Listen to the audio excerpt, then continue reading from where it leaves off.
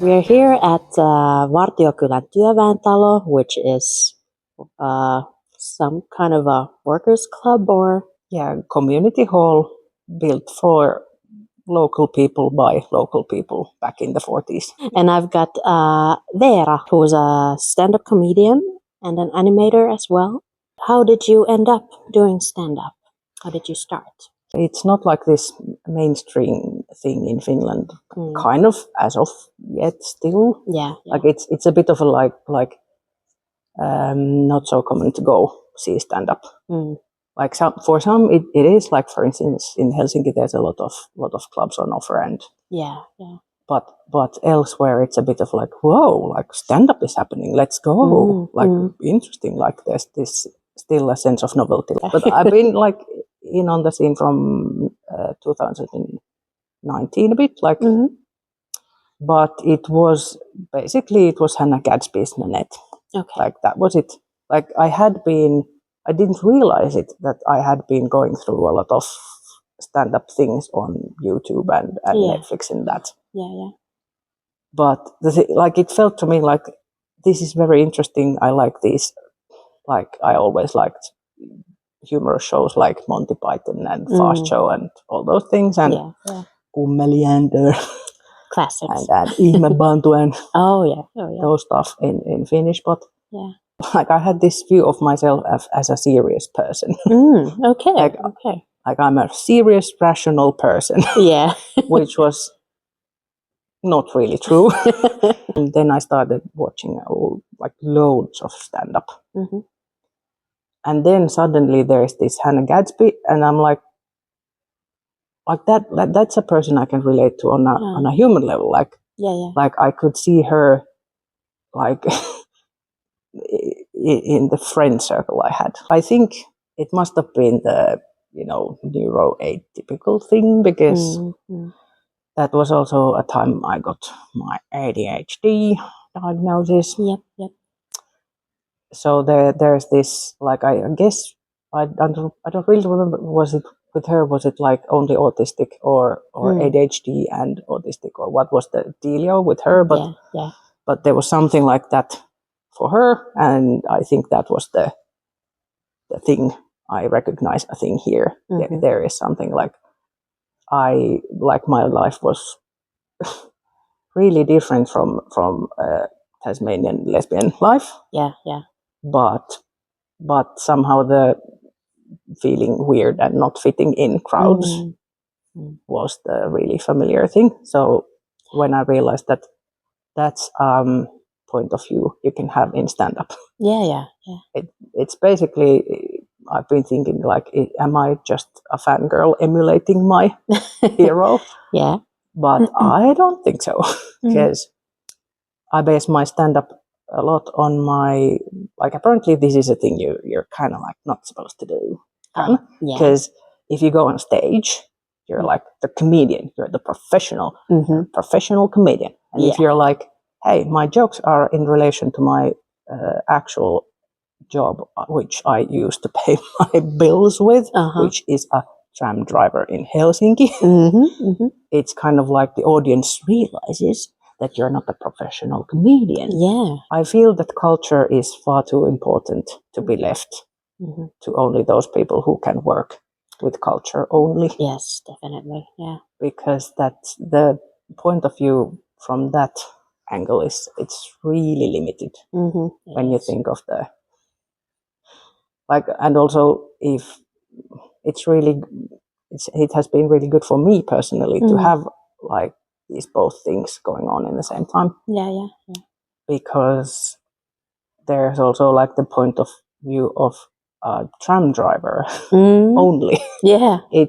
That's really like very narrow. Like it's quite set in its way. It's just one trolley problem after the other. Did you start out going to open mics or? Well, the way it works is that there's a couple of Facebook groups in Finland that are mainly the open mic scene, telling open mic scene where there's opportunities. And then you just start applying, and I think, well, I was One name to mention is Jamie McDonald, who's basically my. Yeah. I think he could maybe object to this, but he's basically my stand-up daddy. Aww. Jamie is a bit of a stand-up hero in that sense because he's like his topics are really personal, but also the general craziness that is going on. Yeah. Which is like somebody should say something. Yeah. Jamie McDonald had this feminist comedy academy thing. Like I don't know if he's still doing those, but it was. Yeah. If he is, it's really excellent and very recommended. But it was this short intro course on like basically the permission to go out and do it. Yeah. Yeah. Apparently, it's really common that women go on do a course and then start, and men just like, I'll try it out. Okay, they just go. Yeah, except I haven't really. I think there's also like this type of like some men spend years honing the thing, and then they come do the thing, and then they're really super good. Okay. And it's like that's really impressive, but at least that's not my style. No. My style is more like I think around there is a direction I should move towards. I'm probably not ready, but if I basically I'm going that way despite not having any pants on. But the course was really good because there's like some things like take the mic stand away from in front of you because you're performing and respect the minutes, like you get the minutes, do those minutes. That's basically, I don't know, like I see a lot of people not doing the minutes and not getting the punishment, but I think like punishment, but it's basically like if you are an inconvenience in a club, if you have to either be really, really, really funny and personable to get away with that. Okay. When you started out going to open mics and stuff and getting to know a lot of people in the scene, did you start getting like invitations to do gigs, or how did it evolve? There's a bit of that going on, but it's like it's really now that I have this bit of a hibernation going on. It seems to me that there's like these some sorts of tiers, that there's like the really basically it's like less than 100 gigs. Okay. It's there's variation in that because there's like somebody who's doing their third gig and somebody who's doing like their 99th gig. Yeah. It's like they're of course kind of like on different levels, but it's said that 100 gigs is some kind of a cut off. Like if you continue after that, it's like you're probably continuing. Where are you at now? I'm beyond. You're beyond. Okay. But I'm also like I'm the type that stopped counting. Okay. Yeah. One reason was because my calendar was a mess. I kind of realized that this like there are some people who have Excel sheets and for instance laughs per minute. Okay. And what I'm trying to work with is like the sense of well, of course, like probably it would be good to have the Excel sheets. Yeah. And I'm really in this, like I'm present in the moment. Yes. I'm doing this thing. Yeah. Like these together would make probably a very good stand-up comedian, but I'm currently more in I have to like learn to feel what's right and then do that. Some people say that things you learn from other professions will not be applicable to stand-up. Oh, okay. And I think that they must have quite limited work experience. Yeah, I think so. In a way, because, for instance, I get from the tram driving this sense in my buttock. Like, how many minutes am I late? Am I early? Am I late? Am I early? Okay. Yeah. Because there's this like for instance, you get a coffee break for 13 minutes. Mm-hmm. Yeah. So, and you can do a lot of things in 13 minutes if you need to. Yeah. But it's something you develop over time. Mm-hmm. And then when you have that, you can apply it to, for instance, stand-up, where you may have like, you get a 5-minute or a 7-minute or a 10-minute slot, and then you don't go over, because if you go over, you're eating other people's time. I got into a bit of politics too, and they're even more particular. They have shorter slots. Yeah. Like 2-minute slots. Yeah. 3-minute slots. So have to be efficient with your time. But once I ramble what I need to say, Yeah. then I can pick the best bits and squeeze it and put it in the required minutes. Yeah.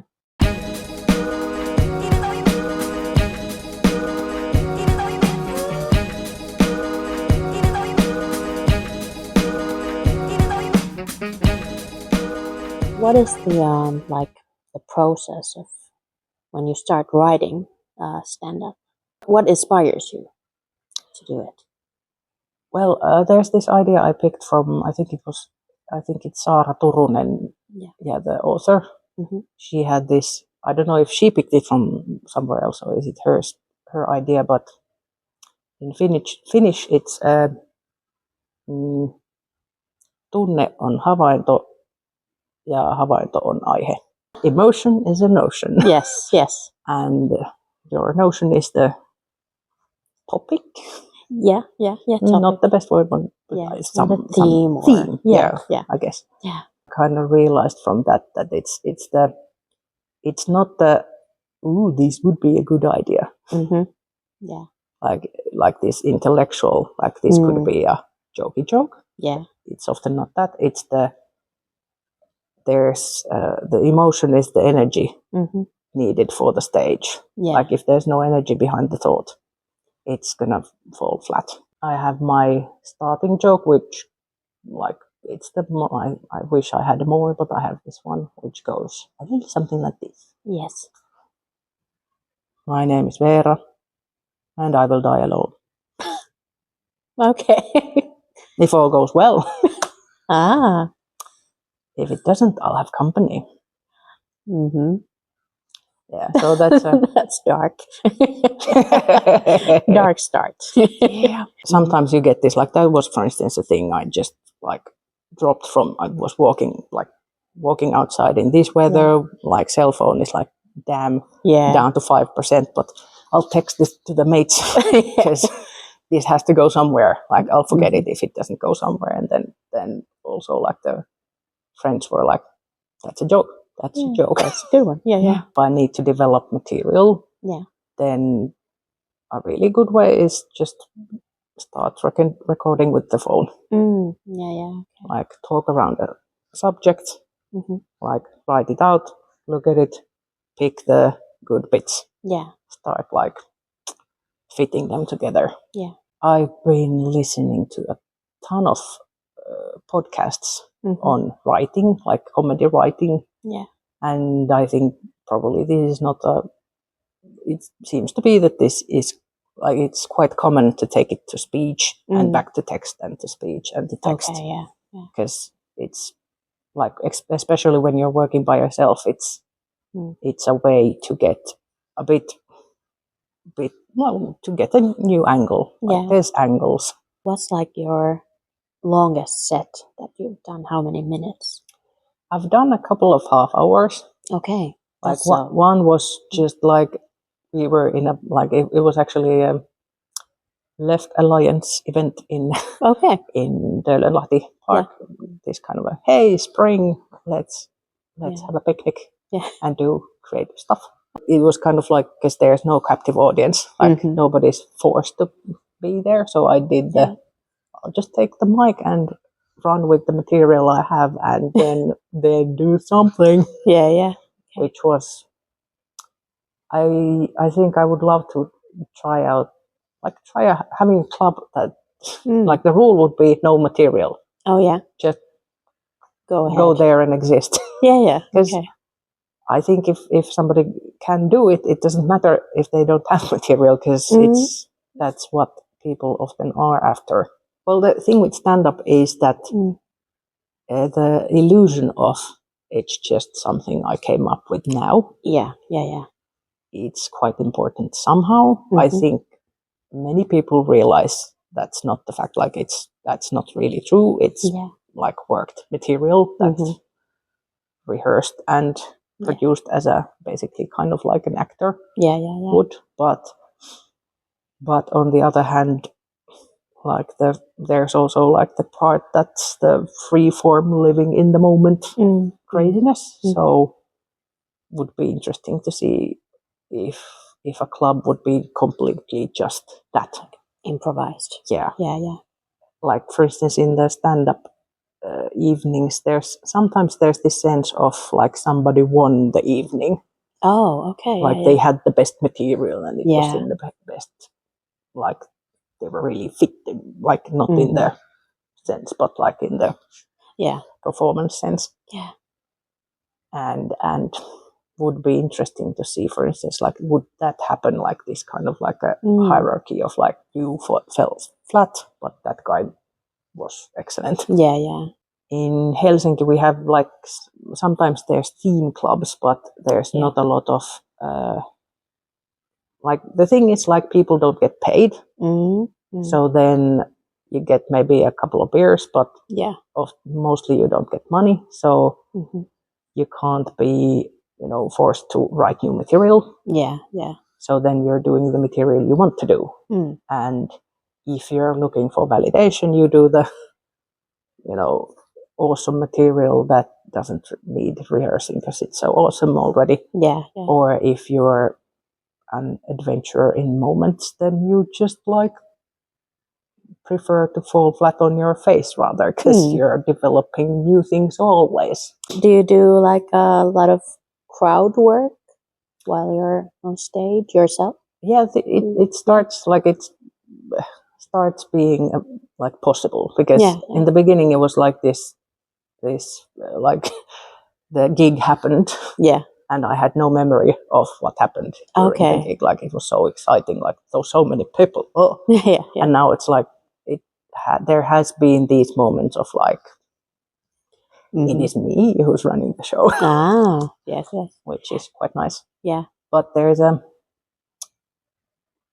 I guess I have this need to complicate things, possibly unnecessarily, or it's just me and this is how I do things. But I've been thinking about the ethics of I'm the puppet master, and I don't like that one. I rather see it as a collaboration with the audience. Yeah. It's basically a discussion. So there's this, for instance, it doesn't happen that much. Like there's not, hecklers are quite rare in Finland. People are well behaved. Yeah.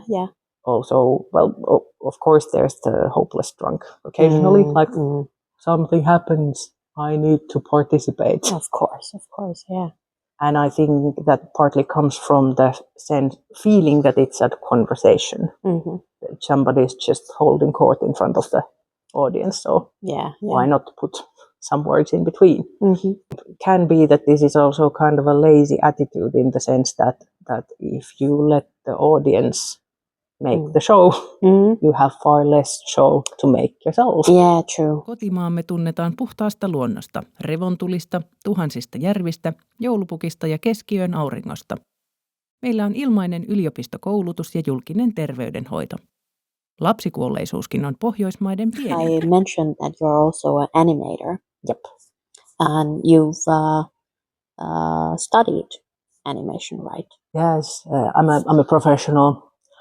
I've studied animation for 5 years in Turku Arts Academy, Polytechnic. Yes, I always was really like, I didn't understand why people were so shocked about people who have arts education who work in a supermarket. Yeah. What's the big, what's the big deal? Yeah, yeah. It's like quite do normal. they not understand how little money there is for Yeah, artists. yeah. So it's like, I guess my big idea was that I have my big hero in art was my aunt, Vartiokylä, visual artist, my mom's sister. Yeah. My mom is an interior architect, and she was also doing like big things, for instance, like the presidential residence back in the day. Okay. I've been to the presidential residence. Cool. It was pretty nice. So there's been arts and arts and crafts around, basically. Also, my mom's and aunt's mom was already an interior architect, and thing was she was also deaf. So it's like I think probably these days can be there are deaf female interior architects in the world and in Finland, but I think she was probably one of the first, or if not the first in Finland. Okay. And she made a whole career of that. So it's in the family. Yeah. So I had always had this idea that artist, visual artist, pen, paper, yes, that's what I'm gonna do. Like I liked music, I liked singing, I liked performing. Also, my dad was in a kind of like semi-serious theater things as a young man. So there's been culture in the family. So it was kind of obvious that it should continue somehow. Yeah. And when it came to the moment of choice, which is after baccalaureate examination in when people are 17 to 18, I applied to all the schools. I went to the one that I got in, and that was the animation school. Yeah. And it was a pretty interesting school. For instance, the animation was led by this animation director from Estonia, Priit Pärn. He had his own attitude towards, for instance, building a script for an animation piece. Okay. Which was like, of course, it's not McKee's story, like it's not this Hollywood arc kind of a thing. Because his idea was that because in animation every bloody frame is so expensive to make for you, the maker, like it's gonna take your time. But the thing is, like, it can be anything. So you shouldn't start by limiting the kind of like whatever can be made. But once you start making choices, then you can't just, for instance, I made some kind of a practice story. And it's a rock that jumps and sings. Okay. And he was like, jumps and sings. It's a rock. Jumps and sings. Rock. What? Yeah. And the thing was, like, of course, back then I was really offended that my little idea, which I just farted out, it wasn't good enough for the practice. But the thing was, his point was that when you build things, if they don't support each other, the elements you're using, you either have to somehow solve why they're not supporting each other, what happens when they're not supporting each other, these elements you put in the story, or switch the elements. Okay. Which is whatever can be said about the person, this is something I agree with. Like, whatever you take and use, like, use it with intention. That's actually, then it continues quite logically, for instance, into the stand-up thing, because I went to the feminist stand-up course. And there's, of course, from that angle, there's this, like, you can't say just anything. Like, you bring yourself to the stage, so you can't, not all topics are for you. Because you're an element on the stage. You brought yourself on the stage. If you're using elements that are not in relation to you, either solve why is it you who is using these elements that do not belong to you, or don't use them. Choose the other ones. it's really important not to have like self-censorship for the ideas on the development stage. Yeah. But then it's really important to be very critical at the ideas before they're in front of an audience. Yeah.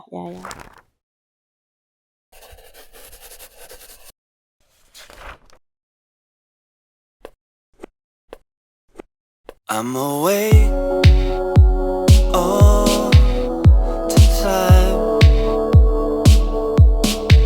lying here like a stone.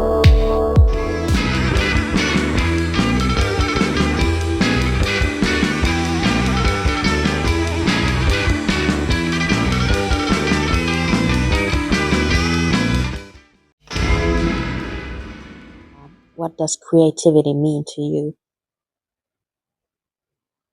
Seems to be that it's some kind of a, like there's blood and lymphatic liquids, and then there's creativity, and it's in the body. It just comes out. Like if it doesn't have an outlet, it'll come out some way. I prefer having outlets. It's a good way to express it. Yeah. For instance, like the tram driving thing, if there's nothing else than the tram driving, and then creativity happens. Yeah. I would prefer not to be present at that situation. Can you imagine your life without creativity? No. No. As you know, if the blood flow stops, Yeah. life stops, and if the creativity flow stops, same thing. Like I think you can bunny ears live and not be alive. Yeah. That's a possibility, but I would also rather not be present in a life like that.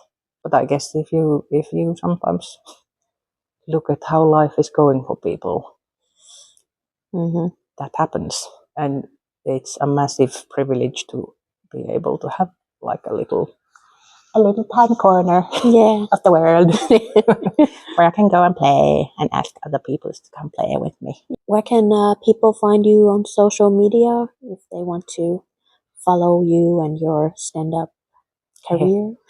Well, that's the thing, is that I have this feeling that we should leave it.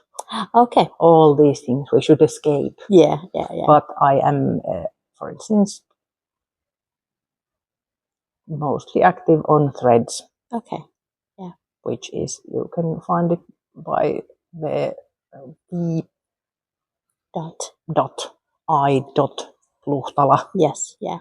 But once I stop hibernating, that's probably where I will shout out, hey, something happening. Yeah. But for instance, if anyone happens to be living in the vicinity of the Vartiokylä community hall, I have this big idea that we should have at least monthly something. My big idea is that we should have tea at the kitchen. Oh, yeah. And there is a massive hall where, for instance, there's a CD player. We can put the CD player on. And for instance, practicing cartwheels in a living room is a bit difficult. It is. But it's possible here. Yeah. 2026, this is my main arena of creativity. Do you want to give shout outs to people? Big ass shout out to my aunt Marjatta Hanhioki, who is passed last year, but she was really important as a creative influence in my life. But also big ass shout out to my mom, Veera Luhtala, and my dad, Veera Luhtala, because they have the creative fluids flowing, and the meme. Shout out to my mate Mitu Kaur in the stand-up scene for climbing uphill on a hill that really doesn't appreciate your being there. I'm a bit lazier in that respect, but I'm following her footsteps. Thank you so much. Thank you. Yes. Lovely to be asked questions.